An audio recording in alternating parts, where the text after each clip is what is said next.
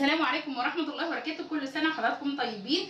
من حلويات العيد اللي الكل بيحبها الصغير والكبير، ودايما بنحب نعملها هي الغريبة.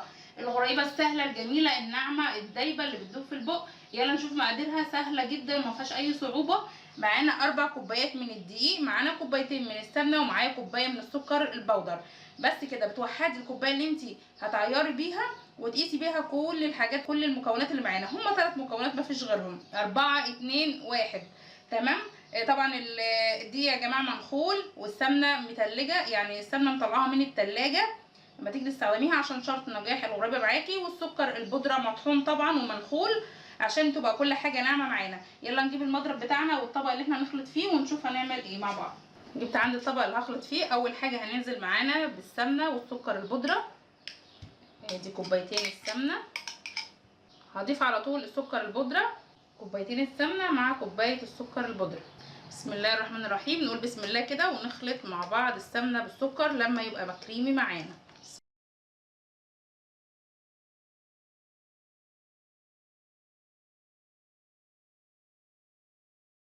وبحب اضيف كده ذره فانيليا بسيطه. خلاص كده ضربت السمنه بالسكر لما بقى بالشكل الكريمي الجميل ده. هنزل عندي بالدقيق بقى تدريجي كده، كوبايه واخلط. وطبعا بضيف مع الدقيق ذره ملح صغيره جدا. تمام. عايزه اقول لكم يا جماعه، في ناس بتضيف بياض بيضه بتقول عشان يربط، في ناس بتضيف معلقه زيت، في ناس بتضيف معلقه من الشربات او العسل التقيل. يعني اي حد عايز يحط الحاجات دي ماشي مفيش مشكله، بس انا بعملها كده ساده بدون اي اضافات. هنبتدي بقى نقلب الدقيق شويه شويه، هضيفه تدريجي لغايه ما يمتص معايا الدقيق، يمتص كل السمنه والسكر مع بعض. بسم الله الرحمن الرحيم. عجينه الغريبه خلاص جاهزه معايا. طبعا الدقيق تدريجي، انا حطيت كوبايه، لما الكوبايه بتخلص وتختفي بحط اللي بعدها. دلوقتي بقى هحطها عشان تستريح في التلاجة شويه، مقدار كده ربع ساعه، قبل ما بجهز مثلا الصاج او الصواني اللي انا هشكل فيها واشغل الفرن بتاعي ونرجع نشكلها مع بعض. بعد ما العجينه ريحت معايا في التلاجة هبتدي ان انا اشكل، اخد بقى حجم القطعه اللي انا عايزاها. بس طبعا كل ما بتصغريها بتكون شكلها اشيك، وتمسكي طبعا ببطن ايدك كده وتبداي ان انت تدوري فيها. بصوا يا جماعه ناعمه خالص، لما تضغطي عليها ما فيهاش اي تشققات. دي تعرفي ان هي نجحت معاكي، ما فيش اي تشققات حواليها وناعمه وجميله معاكي. هنبتدي بقى نشكل، بنخليها مدوره كده، وبنجيب الصاج بتاعنا وبتحطي فيه الغريبه زي ما هي مدوره كده. تمام. عندك بقى التزويق ده زي ما انت تحبي. عندنا الخرز اللولي ده بيبقى شكله جميل قوي فيها. الكيس ده يا جماعه كده ب3 جنيه ونص. انت بقى عايزه تجيبي كيس وتشكلي بقى. عندك برضو بصي بتحطي كده وتضغطي ضغطه بسيطه، بس ما تفرشهاش للاخر، لانها بعد ما بتستوي يعني بتزيد معاكي حاجه بسيطه خالص، ان هي مش تفرش يعني، لا بتزيد معاكي حاجه بسيطه جدا. ده بالنسبه للخرز اللولي. وبعد كده طبعا عندك اي مكسرات حابه تضيفيها، سوداني، زبيب، فستق، لوز، اي حاجه عايزه تضيفيها من على الوش. تمام. لو مثلا زبيبه تقومي حطاها كده. تمام. هوريكم برده شكل تاني. تشكلي بقى وتخلي بقى الاولاد يقعدوا يعملوا معاكي كده، يحطوا هم مثلا الخرزه، يحطوا الفستقايه، يعملوا اي تشكيل معاكي كده، بيفرحوا جدا بالعجينه دي وحاجه انت عاملاها في بيتك. بصوا يا جماعه، ممكن اللي هو تجيبي الشوكه تمام وتعملي كده الشكل ده، بيديكي شكل حلو. بتعلمي كده هو في الصاج حاجه بسيطه، سواء هو ساده كده او ممكن انت تعوزي دي كاكاو بودره وتقومي ايه ضغطه بيها كده، بتديكي شكل برده فيها. اي بقى حاجه عايزه تحطيها. وفي الاخر برده هعمل شويه كده بالشوكولاته، لاني بحب شكل غير كده، هو شكله جميل جدا. هوريه لكم برده في الاخر. عايزه اقول لكم برده ان عندي الفروته المسكره دي او الفواكه المجففه دي بتكون شكلها جميل جدا برده في التزويق.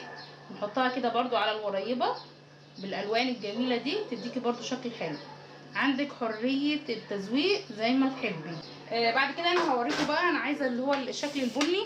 بصوا يا جماعه، انا خليت قطعه كده من العجين الابيض وحطيت عليه معلقتين كبار من الكاكاو، لانه بيمتص الكاكاو لما يبقى معايا اللون ده. وطبعا عندي العجينه البيضاء. هبتدي كده اكور معايا كور صغيره كده، 1 2.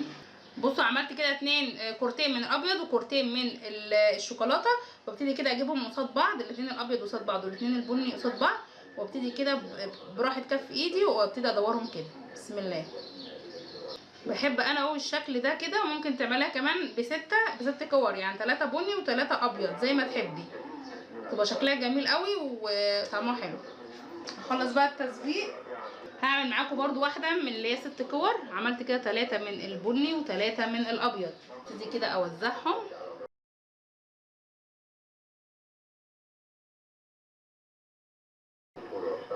بصوا شايفين الجمال، ويبقى شكلهم جميل قوي زي ما تحب بقى.